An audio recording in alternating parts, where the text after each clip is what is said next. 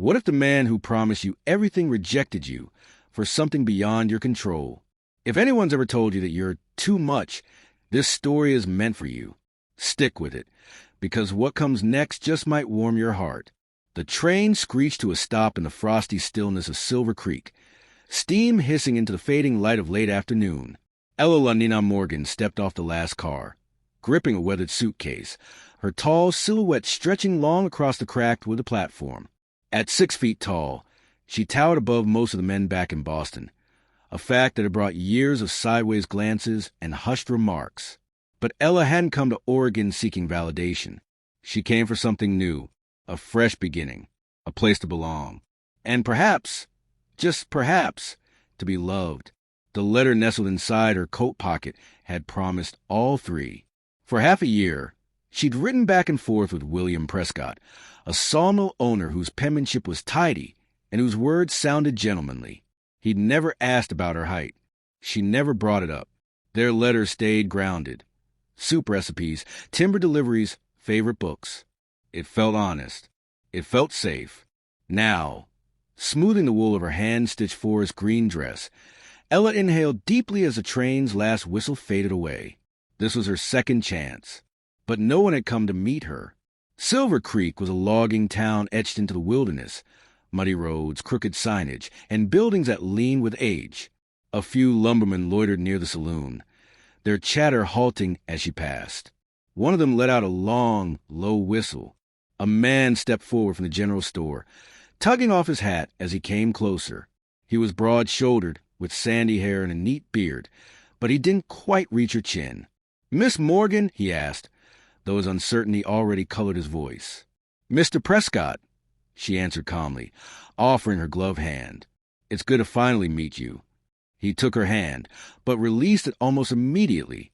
His eyes flickered from her face to her boots, then back up. "You didn't mention your height." She met his gaze. "No, I didn't. You're taller than I am." "Yes," she said simply. "I am." He stepped back. "I need a wife who suits the part." "The part?" she repeated. "A woman ought to look up to her husband," he mumbled, his voice tightening. "Not the other way around." Laughter drifted from the saloon behind him. Ella drew herself up. "You wrote that you wanted a partner, someone to share a life with." "I meant a typical woman," he said, then winced. "I mean someone of average height." She didn't flinch, even as her chest ached. "You want someone small enough not to draw attention." "I'll arrange for your return ticket," he said, already retreating. "Eastbound train comes through in the morning. I spent everything I had to get here." "I'm sorry," he muttered, turning toward the store. "Truly." And just like that, he was gone. The men outside the saloon were still watching. One called out, "Need help with that bag, miss? Looks tiny in those big hands." Laughter followed. Ella didn't respond. She stepped down into the muddy road, suitcase heavy in her grasp. Heavier than it had been an hour ago, but she carried it, as she always had, without complaint. She passed the general store, the saloon, the faded church, and continued to the outskirts of town, where tall pines watched in silence. Sitting on a fallen log, breath foggy in the crisp air, she let the stillness settle. Then a voice behind her broke the quiet. "Quite the view from up here." "Huh?" She turned, startled. A man stood a short distance away, arms folded, sleeves rolled up. He was a few inches taller than her, with a thick beard and striking blue eyes. His voice was calm, low, and steady. "Didn't mean to sneak up," he said. "Name's Gabriel Blackwood. I run the Northern Logging Camp. There's a boarding house run by Martha Webb, decent food, warm beds. I can walk you there if you'd like." She hesitated. "Why would you help me?" "Because no one deserves to be left behind," he said, simply. "And because folks who don't quite fit the mold, they're usually the ones who change everything." She studied him, then gave a small nod. "All right, Mr. Blackwood." "Gabriel," he corrected gently. As they walked back toward the lights of town, she noticed people watching, but with Gabriel beside her, their stares didn't feel quite as sharp. They didn't cut as deep.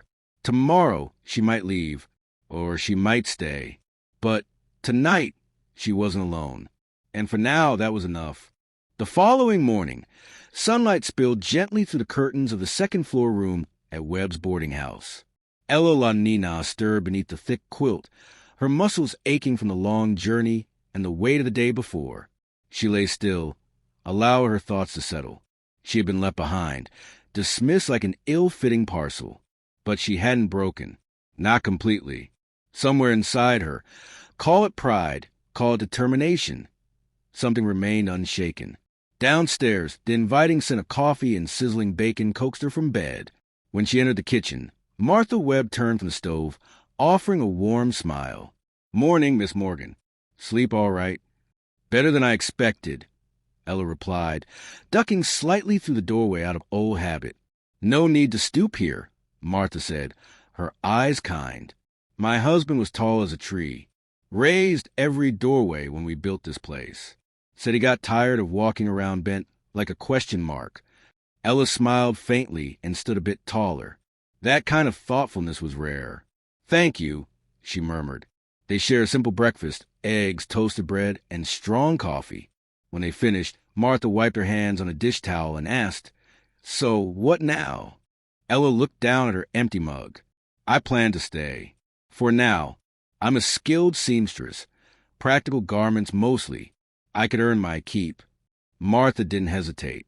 "There's a little room off the back porch I used for sewing years ago. Good light. Solid space. It's yours if you want it. I wouldn't want to intrude." "Nonsense," Martha said with a wave.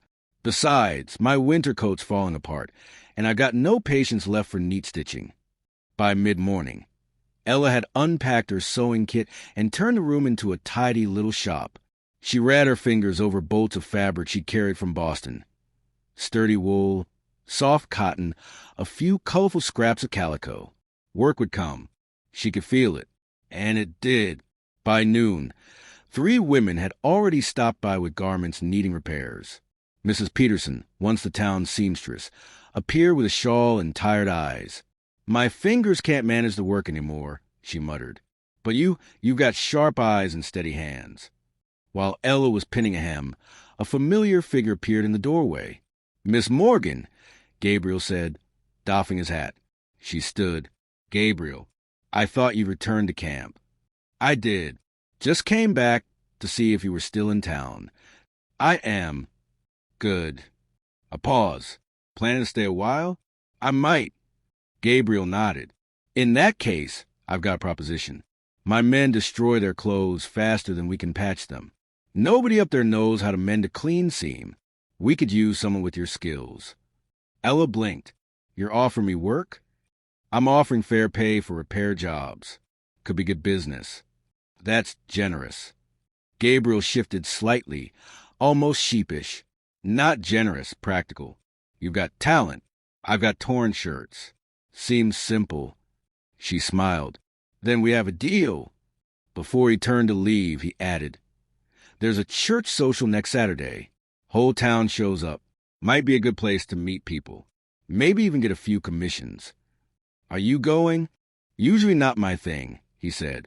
"But maybe this time." Ella watched him go, tall, steady, like a pine tree swaying gently in the wind. The days that followed blurred into a quiet rhythm of cloth and thread. Women brought worn dresses. Men dropped off split shirts. Mothers came with torn overalls in their arms. Ella worked with calm focus she hadn't realized she missed. Still, the whispers didn't stop. At the saloon, they called her the giant seamstress. People stared, but she kept her head high. She always had. One evening, as she stitched a coat lining, Martha poked her head in. "That Mr. Blackwood," he sent word. "One of his men will bring a load of repairs next week." "Already?" Ella asked, surprised. "Said he told the boys, best stitching this side of Portland." "Sounds like you've got yourself a fan." Ella glanced down at her work, a small smile curling her lips. She didn't have a husband, didn't have a home back east anymore. But here, in a cabin framed by pine trees, she had her thread, she had her purpose. And maybe, just maybe, something else beginning. Not quite a love story, but perhaps the first page of one. Saturday arrived with a sky so blue it looked like it had been scrubbed clean. The church social was all Silver Creek could talk about. Pie tables stretched wall to wall, fiddlers tuning up near the pulpit, and the smell of roast chicken already drifting through the open windows. Ella La Nina stood in front of her mirror in the boarding house, gently smoothing the fabric of her best dress, a deep burgundy wool with copper embroidery at the collar. It wasn't new, but it was hers. Made by her own hand, it fit well, sturdy at the seams, practical and proud. She pinned her hair back, letting a few soft curls fall around her face, and studied her reflection.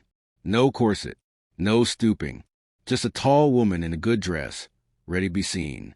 When she stepped into the church hall, the room hushed just slightly.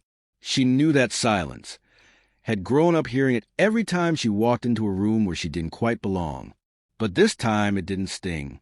Let them look. Some whispered, some nodded, some offered polite smiles. The kind people give when they see someone who doesn't fit expectations, but carries themselves like they do. Then Martha Webb swept in like a ship with full sails. "You look magnificent," she whispered. "You're going to make them regret every word they've ever muttered behind your back." Ella laughed, her nerves easing like threads sliding through fabric. "That's not my aim." "No," Martha winked, "but it's a lovely bonus." For the next hour, Ella moved through the crowd, guided gently by Martha's introductions. She met the schoolteacher, the town doctor, the widow who ran the post office. They asked about her sewing, complimented her skills. One woman, barely up to Ella's shoulder, leaned in and said with a grin, "You know, I never could reach the top shelf in my pantry. You're already a blessing."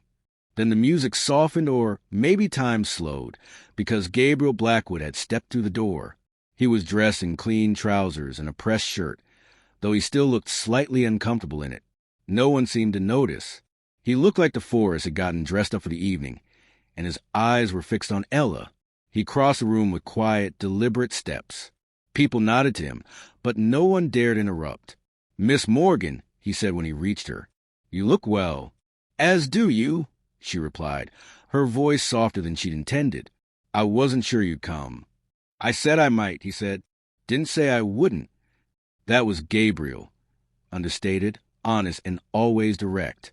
They drifted toward the edge of the room, candlelight flickering on the polished floorboards as fiddle music picked up again. The Reverend passed by with a nod and a smile. Gabriel turned to her. "Would you care to dance?" Ella hesitated. "It's been a while. Then we'll be rusty together." She took his hand. It felt right. They moved slowly at first, finding a rhythm. For once, she didn't have to look down. Their eyes met easily, their steps aligned. She felt light, not just in her feet, but in her chest, like someone had loosened a knot inside her. They turned once, then again, the music rising. Gabriel's hand rested gently at her back, not guiding, not steering, just walking beside her. "You're staring," he murmured. "I'm not used to this," she whispered. "Most men can't handle dancing with a tall woman." "Most men are fools," he said. When the song ended, they moved to the refreshment table, cider in hand. Ella glanced toward the rear pews and froze. William Prescott stood there, watching them. His expression was a mix of irritation and something smug. Gabriel noticed. "Ignore him," he said quietly. "I planned to." But William wasn't finished. He crossed the room with a smile too smooth to be sincere. "Miss Morgan, Mr. Blackwood, didn't expect to see either of you here tonight." Gabriel's posture stiffened. "We're here like everyone else." "Of course," William replied, "though some might say certain pairs might give folks something to gossip about." Ella tilted her head slightly. "Let them. I've been the subject of gossip my whole life. It doesn't change who I am." William's smile tightened. "Silver Creek has its traditions." "Then maybe it's time those traditions changed," she replied calmly. William's eyes flicked from Gabriel back to her. "Well, enjoy the dance floor, Miss Morgan. Though I wonder, do your feet even fit on it?" It was a cheap jab. Gabriel moved forward, but Ella stopped with a hand to his arm. She turned to William and looked him straight in the eye. "I'd rather have feet too big for the floor than a heart too small for the truth." William's face flushed. "You're making a mistake." No, she said gently. I just stopped making yours. He turned and walked away, boots thudding on the floor. Gabriel exhaled. You handled that better than I would have. Ella turned back to him, her eyes soft. You give me courage. He gave her a quiet, real smile. You already had it. I just reminded you. The rest of the evening passed like a warm ember, music, laughter, and something new and uncertain blooming between them. When the event ended, Gabriel walked her back through the snow-dusted streets. The moon hung low over the rooftops, painting the town in silver light. At the gate of the boarding house, he paused. Thank you for the dance. Thank you for showing up, she said. It meant more than you know. He looked at her with something like awe in his eyes. You are remarkable, Miss Morgan. Before she could reply, he tipped his hat and turned, his silhouette vanishing into the quiet dark. Inside, Martha looked up from her knitting. Well, she said with a grin, you've got him thinking about more than logging tonight. Ella just smiled. She didn't answer. She simply touched the collar where his hand had rested and walked up the stairs. For the first time in a long time, she wasn't trying to take up less space in the world. She was learning to stand exactly as she was.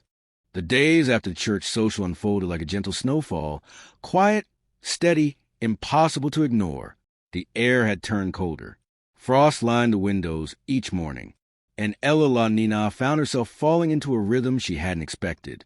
She spent her days at the sewing table in the back room of the boarding house, the steady hum of her machine like a lullaby against the ticking of time. The orders kept coming, mending for loggers, repairs for the pastor's wife, a tailored coat for the store clerk who blushed every time he brought in a new shirt. She even stitched new curtains for the schoolhouse, thick wool ones to keep out the draft where lace had once fluttered uselessly. But it wasn't only work that filled her days. Gabriel had returned to the northern logging camp the day after the social. With him went a kind of stillness she hadn't expected to notice, until it settled over her like a blanket pulled too tight. He'd left a note, written on heavy paper in his neat, practical hand. You dance better than most men I know. Swing and acts better, too. I'll be back in a week. Until then, keep standing tall. Gee. She tucked the note into her pattern book. Read it more times than she cared to admit. 1 week passed. Then another. The second Saturday came with a storm. Thick snow rolling in, the kind that hinted at a long winter ahead. The town braced itself. Chimneys smoked steadily, windows stayed shut. Martha Webb, unshaken as ever, made venison stew and kept a pot of tea warming all day. Ella helped with chores. Tried not to check the road too often. He'd said he'd be back today. But the road stayed quiet. By evening, as the wind picked up and snow thickened, unease crept in. Ella sat at the parlor window, her sewing idle in her lap, eyes searching the swirling white. Then 3 quick knocks at the front door. Martha answered. A young man stood on the porch, bundled against the cold, his face red with wind and snow clinging to his sleeves. Miss Morgan? He asked, scanning the room until his eyes landed on her. Yes, she said, already rising. It's Mr. Blackwood, he said, breath catching. There's been an accident. Her heart dropped. He's alive, the young man added quickly. But injured. Tree slid on Raven Ridge. He got the others out, but caught him and his horse before he could clear the path. Martha was already grabbing her bag. Ella didn't hesitate. She pulled on her boots, coat, and scarf with shaking hands. Where is he? Dr. Phillips's house, the logger said. Couldn't bring him any farther in this weather. The snow was knee-deep in places, drifted high against buildings, but Ella pressed forward, heart pounding with every step. Inside the doctor's home, warmth wrapped around her, for Logger stood near the hearth, pale and silent. The air smelled of pine, sweat, antiseptic, and worry. He's asking for you, said Mary Simmons, stepping quietly beside her. Blood stained her apron, but her tone was gentle. You can go in, but only briefly. Ella nodded and stepped into back room. Gabriel lay on a narrow cot, wrapped in bandages. His leg was splinted and raised. Blood had stained the blanket at his knee. But his eyes were still his. Steady, clear, full of quiet strength. "You came," he rasped. "Of course I did," she whispered, taking his hand. "It's not as bad as it looks," he joked, then winced. "You're a terrible liar," she murmured, brushing his hair back. "Stick to logging." He managed a chuckle, then hissed softly in pain. "I'll be all right. Just hate being still." "Then you'll learn patience," she said. "Luckily, I'm good at teaching it." They sat in silence for a moment, the fire crackling in the hearth. "I thought about you," Gabriel said suddenly. "Every day." Her throat tightened. "I thought about you, too," she whispered. The doctor stepped into the room. "That's enough for now, Miss Morgan. He needs rest." Gabriel's fingers squeezed hers as she stood. "Come back tomorrow?" he asked, eyelids heavy. "I'll come back every day," she promised. And she did. For the next week, Ella returned each morning, sometimes with fresh bread, sometimes with a book, sometimes with nothing but her quiet presence, which Gabriel welcomed like sunlight through snow. He began to heal. The fever never came. The wound started to close. The pain dulled little by little. And then, one afternoon, Mary Simmons brought him broth and found him laughing quietly at one of his bad jokes. In that moment, something shifted in her eyes. Not envy, not regret, but understanding. She saw it, what they were building. Ella saw it, too, and she knew things would get harder before they got easier. Silver Creek had a way of talking, and not everyone wanted the tall woman and the scarred foreman to find something like happiness. But Gabriel was getting stronger, and she would be there every single day, standing beside him through whatever storm came next. By the end of the second week, he could sit upright for longer stretches. The bruises faded. The gash above his brow was healing clean. Even Dr. Phillips looked cautiously hopeful. Ella hadn't missed a day. She brought fresh linens, stew from Martha's kitchen, and sometimes just her quiet company. She stitched at his bedside, listened to stories from the logging camp, or simply sat while he rested. But the town had begun to notice. It started with whispers, then stares, then questions, dressed up as concern. Was it appropriate for a woman like her to visit so often? What exactly was happening behind closed doors?